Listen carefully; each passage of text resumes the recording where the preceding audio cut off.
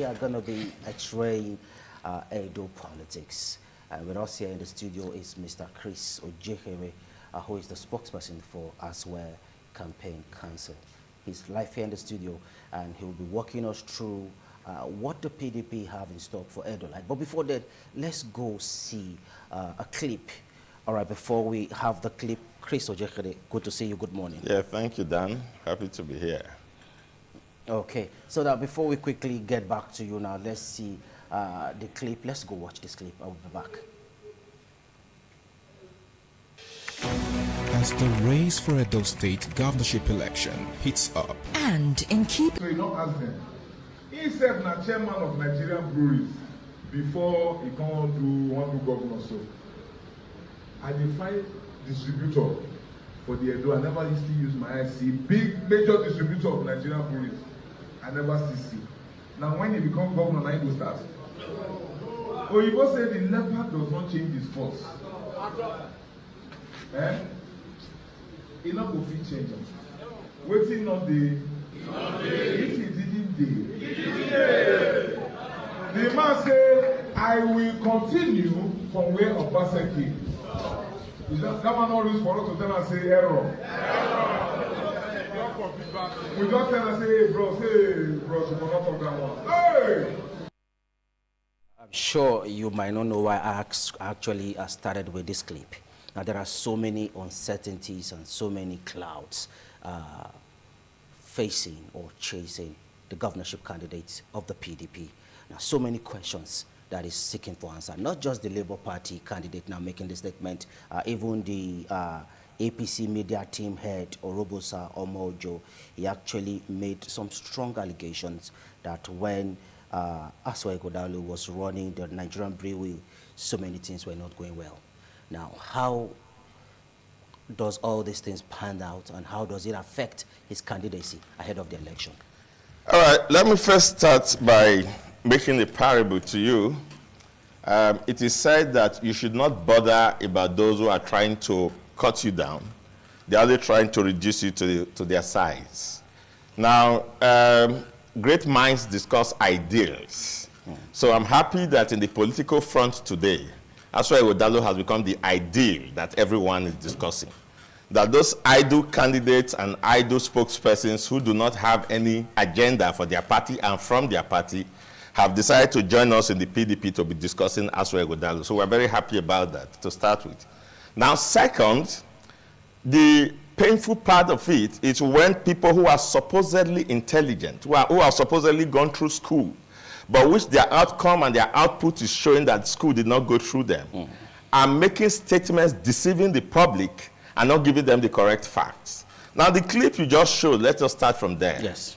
The candidate of the Labour Party was bold enough to say in public, where everyone was sitting, that he's yet to see an Edo person who is a major distributor of the Nigerian breweries.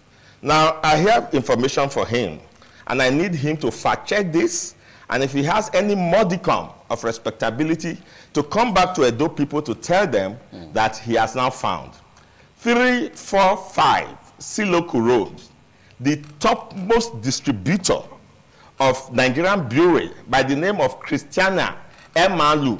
Leading distributor. Yes, of the top brewery, Christiana Emalu, 345 Siloku Road. You should go there right now and go and make inquiry. Her business name is Chris Emwa and Sons Nigeria Limited. Chris Emwa and Sons Nigeria Limited. She is Edo, and I hope you understand the Edo names. Right on my phone, I have a picture of 4 gentlemen and a lady standing who were present in November at the Asue Ighodalo Summit. And I'm sure people like this will not attend that summit to go and know what is happening in Edo State. That is why they come out here to make spurious allegations. Oh, okay, all right, I have the picture right there on the screen. These persons? Now, are they also distributors? Now everyone can recognize, you can recognize Asue Ighodalo, Esquire, who has built a law firm that has over 100 lawyers and 15 partners from the scratch by dint of hard work. Now, you may not recognize the others. The one to the left is Hans Hans. He looks like a foreigner. Yeah, well, it's a foreigner, but you recognize the name. MRD. Okay. That's Hans. He's the managing director of Nigerian Brewery. The one to the right that you saw is Emmanuel Oriahi. Oriahi is the marketing director of Nigerian Brewery. And the lady that you saw there is Christiana Emalu, 345 Siloku Road. She is a topmost distributor with Nigerian Breweries. Okay. So that itself has put paid to that spurious allegation. Now, the dangerous thing they are trying to introduce, the dangerous trend they are trying to introduce, which we must stand up in Edo State to oppose, is to ethnicize positions of authority. Now, the accusation is that Asue Ighodalo is not misusing his powers and misusing his position to favor Edo people and to favor when you say he's not misusing his powers, because when you say somebody, in what ways? Yes, when you say somebody who has been chairman of Nigerian Brewery, and in any case, Asue Ighodalo was a non-executive chairman of Nigerian Breweries. Okay. Anybody that understands anything at all about economics knows that if you have a company, an organization, the people that are responsible for the day-to-day running, the cost, the debit and credit, and the operational, runnings of the organization is the management of that organization, which is headed by a CEO, Chief Executive Officer. Asue Ighodalo was not the CEO. He was just a non-executive chairman. Non-executive chairmen are people like the pro-chancellor. But he does have oversight function. Now, like the pro-chancellor. Does he have oversight function? Like the pro-chancellor of a university. Okay. The pro-chancellor of the university is invited to use his influence to be an overriding factor in the organization. But the person that runs the university is the vice chancellor of the university and the principal officers of the university. That's the management of the organization. So that's the picture. And that's how it is in corporate world. Now, let's... hold on. Quickly. Yeah, so Asue Ighodalo was just a non-executive chairman of NBL. And NBL itself gave its own reasons of why it had the problem it had. And it was not only NBL. As a member or as a citizen of this country, you are aware as at that time the kind of shock and tremor that came into the Nigerian economy because of the fact that our naira was devaluating against the dollar in the international markets. Okay. And many companies were affected. Pfizer was affected, MTN was affected, Michelin was affected. In fact, right now as we speak, Pfizer and Michelin had to leave. Michelin is operating in Ghana. So it affected so many companies, they recorded loss. MTN had lost billions of naira, and so did Pfizer and other companies. So it wasn't just MBL. Okay. So it was a national thing, and corporate organizations were crying out as at that time, if you remember. So for somebody in his ignorance to now single out Nigerian Brewery and begin to accuse Asue Ighodalo in ignorance, not even knowing the function of a non-executive chairman, and he calls himself a governorship candidate, is the worst form of educated illiteracy. I would like us to be on the same page. Yes. If Dr. Ighodalo was chairman, like you said, he was a non-executive chairman. Yes. But it seems he wasn't having grip, or he wasn't really in control of the office he had. Well, it means I hope they have not affected you by their ignorance. We are just trying to paint a clearer picture. The non-executive chairman is just like the pro-chancellor of a university who does not have hand in the running of the day-to-day activities of the university. That's the work of the management team of the university. Okay. Do you understand that? So, and that's the kind of position he was having there. So what is happening is that in their ignorance, they thought that chairman of a company, just like the other ignorant one said on TV the other day, runs the company, and in fact owns the company.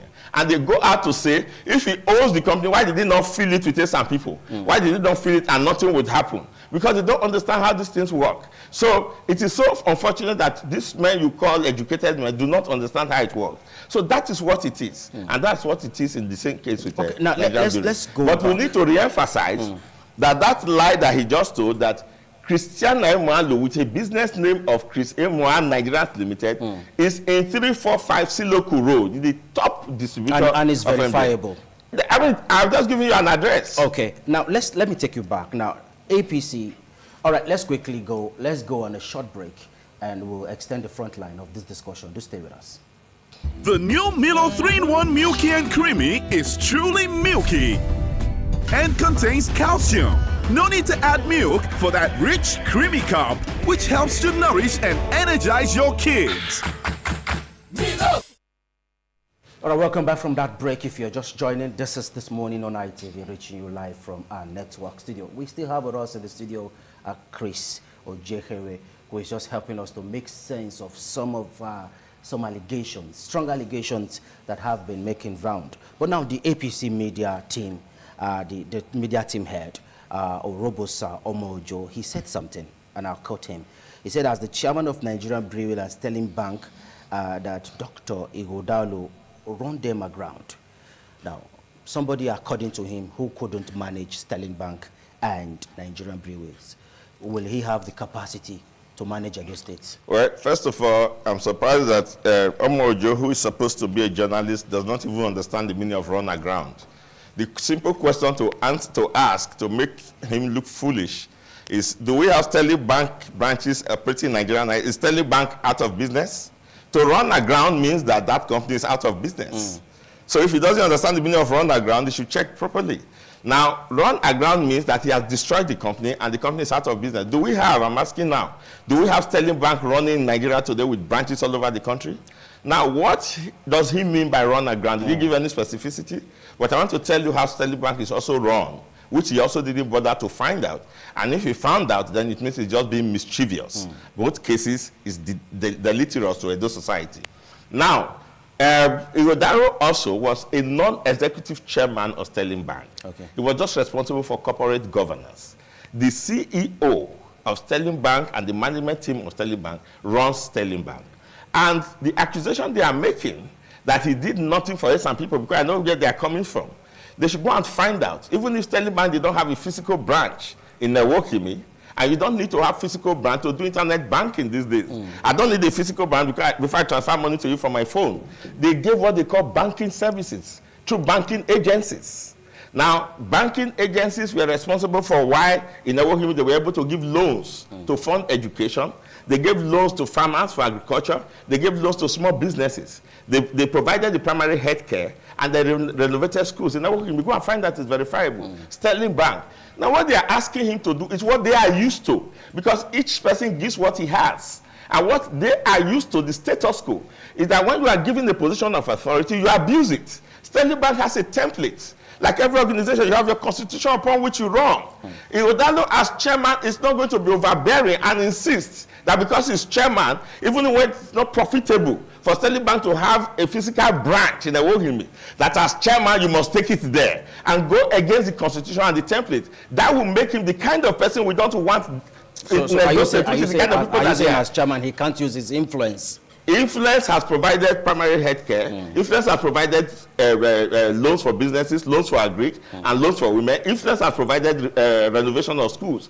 Now, he's not going to force the bank, who has judged by their debit and credit that how many businesses do you have in Newokimi that will be able to even pay the salaries of a branch of Sterling Bank in Newokimi. So if the constitution, the template of the bank says no, it is not going to be profitable for us to put a branch. Now they're asking him that as chairman, he should cast all caution to the wind, insult everybody, and insist that there should be a physical branch in Newokimi. So that's exactly what they expect of him to do as governor. And that is the dangerous trend I was referring to when I started earlier. Now that we are pushing Ighodalo to be ethnocentric, we should not complain if we teach him these bad manners. Thank God he will never learn them. That when he becomes governor, he should fill all principal position of Edo State with some people. That's what we are saying, because now we have come to understand that their mentality is that you are judged successful if you fill any position of authority with your people. If you go against the constitution and your oath of allegiance to the organization or to the government. That would be fair to other persons. But that is what they are advocating. That's what they've been advocating, because they have no manifesto. They have nothing to tell the people. So they have decided to be campaigning for us, helping us to make Asue Ighodalo popular. We thank them for that. But what they are saying, the dangerous thing we don't solicit from them is not to push Asue Ighodalo to begin to think that success in governance will be that he has made only some people to be successful. That's the trend, that's the slant of their argument, whatever way you look at it, is that your success is because you heard just now that Olumide Akpata said that Ighodalo said he would continue where Obaseki stopped. What he meant is that Obaseki was not tribalistic. Obaseki did not. Obaseki is living now in a few months' time, and Edo is not polarized. The Esa man, the Edo man, and the Afema man still see themselves as brothers. But we have governors who left, and then we almost had intertribal war inside this state. So he is saying that he will follow in the footsteps of Obaseki to be a detribalized Edo administrator who will manage the resources of Edo State for Edo people. But they are saying that their own measurement of success is how much he does for Esa land, how much he does for Esa people. And that's why they are citing where he was before, that he has not been able to count the 1,000 people he put in Taliban, whether they are qualified or not, so long as they are Esa. That is their argument, because that is what they are planning to come and do. Now, I am surprised that people who say they are educated should be having that kind of argument. I have just told you now that what he could do, he has done. And people can testify on that. Quickly now, let's manage our time. Yes. So what do you think some opposition are now using it to campaign against him? Quickly, just 1 second. Yes, if you don't have anything to offer, you offer your tribe. Okay. So you begin to say, I'm an Edo man, because you don't have anything to offer. All right. Ighodalo is going everywhere, talking about the well-being of Edo, talking about improved economy, talking about agriculture, talking about, taking Edo State, creating wealth for Edo State, taking Edo State from the third world to the first world. They are there talking about Ighodalo.